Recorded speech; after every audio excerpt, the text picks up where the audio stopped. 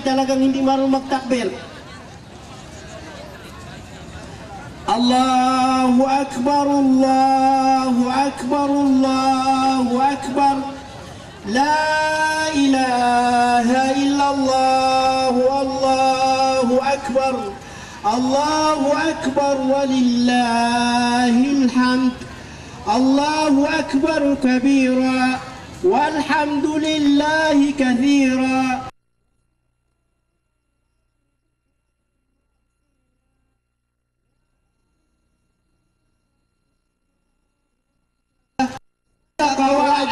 ونصر عبده وأعز جنده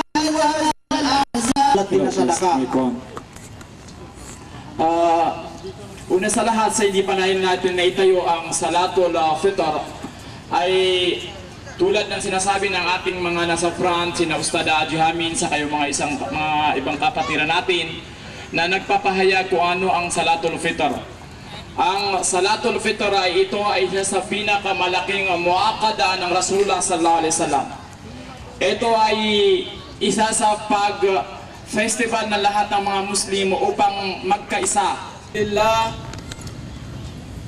Alhamdulillahi alladhi lima abnahu ila rabbihim lam yalid wa lam yulad wa lam yakul lahu kufuwan ahad. نحمده ونستعينه ونستغفره ونعوذ بالله من شرور أنفسنا ومن سيئات أعمالنا من يهد الله فلا مضل له ومن يضلل فلا هادي له أشهد أن لا إله إلا الله أشهد أن لا إله إلا الله الملك القدوس أشهد أن لا إله إلا الله وأن رب الشيعة إلى عبده الدنيا والآخرة أشهد أن لا إله إلا الله وأن أشهد أن سيدنا ونبينا ومولانا محمد المصطفى صلى الله عليه وسلم الله أكبر الله أكبر الله أكبر الله أكبر ولله الحمد الله أكبر كبيرا والحمد لله كثيرا وسبحان الله بكرة وأصيلا لا إله إلا الله وحده لا شريك له وعد إلى ربهم إذا صعود السماوات والأرض صلوات إنه صلاة الرسول رسول الكريم اللهم صل على سيدنا محمد وعلى آل سيدنا محمد وعلى أصحاب سيدنا محمد وعلى أنصار سيدنا محمد وعلى أزواج سيدنا محمد ذرية سيدنا الكريم المبين وبعد أن الله جل جلاله يقول عباد الله اتقوا الله حق تقاته ولا تموتن إلا وأنتم مسلمون النبي صلى الله عليه وسلم يقول الدنيا سجن المؤمنين وجنة الكافرين صدق الله تعالى وصدق الله رسوله الكريم نزغنون mga kapatiran namin sa agama ng Allah subhanahu wa ta'ala. Lugod ang Allah subhanahu wa ta'ala ay nagpapatubay sa bawat isa sa atin. Nagbigay ng liwanag, binuksan ang puso upang tumatag ang iyong pagka-Muslim. Ipinagmamalaki mo kahit maging saan ka man, tapat ka sa Allah subhanahu wa ta'ala. Maging ikaw ay sinaunang Muslim at ikaw ay kapapasok lamang. Ang mga taong mga Muslim ay isa ang paningin ng Allah. Maging kahit ano ka, saan ka man nanggaling, o kahapon ka nung sinauna, araw, panahon, ay dating marumi ang iyong pagkakabuhayan. Marumi at madilim ang iyong landas. Ngunit tumungo ka sa Allah subhanahu wa ta'ala. Binigyan kanya ng kalwatihan at liwanag. Eto ngayon ay nandito ka sa kanyang mga kamta ng kamay. na hindi kanya igagabay sa anumang kamaliang daan, mga minamahal ko. Nandito tayo, dito sa tinatawag na Idul Fitr upang ipagdiriwang natin ang ating pagkaisang Muslim. Ipinagsisigaw mo sa iyong sarili na ikaw ay matapat sa Allah. Ipinagsisigaw mo ang iyong sarili na ikaw ay napakahighatid sa Allah subhanahu wa ta'ala. Mga minamahal ko, tayo ay nandirito upang idiniwang natin ang kadakilaan ng Allah subhanahu wa ta'ala. Upang kilalanin kung sino ang Allah, lumikha sa sangkalibutan, lumikha sa aking nakatayo sa inyong unahan, lumikha sa inyo, na siya ang lumikha sa atin upang gabayan natin na tayo ay tao lamang at karapat-dapat natin siyang simbahin.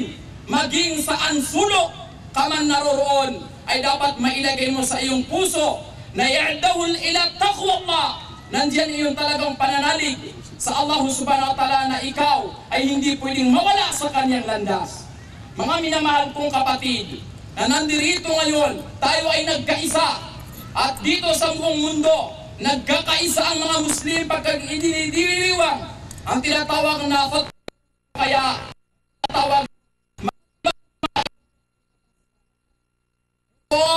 ang ating pagkakaisa ay tanda na ang agaman ng Allah subhanahu wa ta'ala sa kaparanan ng Muslim sa kung ating tatandaan o titingnan ang mga pamamaraan ng kamusliman nila ang daan o ang mga Muslim na pamamaraan ay hindi sila makapasok dahil sa mga gawaing mga Muslim na minsan ay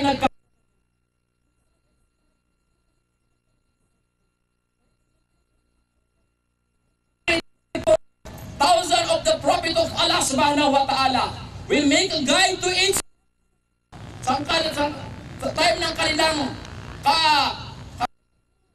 upang i-guide sa tuwid na daan. Dumating ang lahat ng mga propeta, ibinigay niya ang mga propeta, ang kanilang mga propetang ipinako sa krus. May mga propetang siyang nalagari sa kahoy. May mga propetang nasingkay ng mga isda.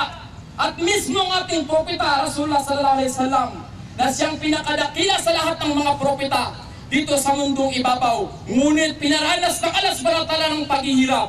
Pinaranas ng Allah subhanahu wa ta'ala ng kadangkihan ng kasirapan dito sa mundo upang mapahayag at kapaliwanagan sa iyong mata na ang iyong mismong propeta Rasulullah sallallahu alaihi wasallam ay talagang dumigahatid ng kahirapan.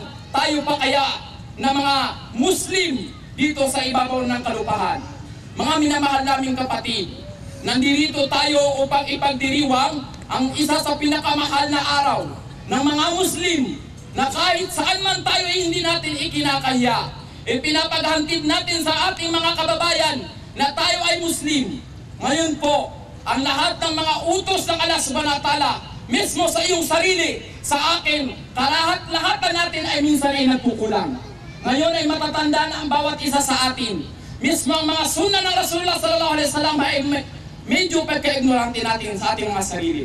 Ang mga sunnah ng Rasulullah sallallahu alaihi wasallam ay nawawala sa iyong sarili.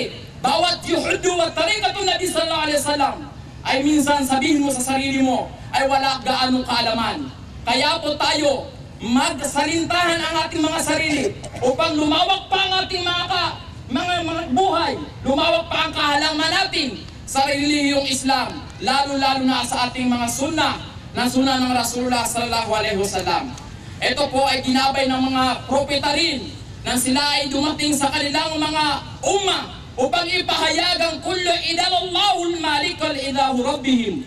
Ya ayyuhan nas, kullu la ilaha illallah tuflihun. Ipinamahayag nila ang kalima la ilaha illallah para sila ay magtagumpay. Ngunit dito, sa kapalagayan natin ngayon, wala nang darating ng mga propeta, mga minamahal ko.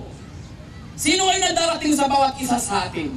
Sino ngayon ang kakatok sa ating mga damdamin? Mga pintuan sa kasalukuyan ngayon. Kung hindi kapwa Muslim ang kakatok sa atin dahil unting-unti ang mga Muslim naliligaw ngayon sa kanilang mga landas. Kaya nung sinaunang panahon, kapag sila ay nagsisiligawan, dumarating at sumusugo ang Allah subhanahu wa ta'ala ng mga propeta. Ngayon, sinauna ang Ibrahim alayhi salatu wasalam ay sinugo ng Allah subhanahu wa ta'ala sa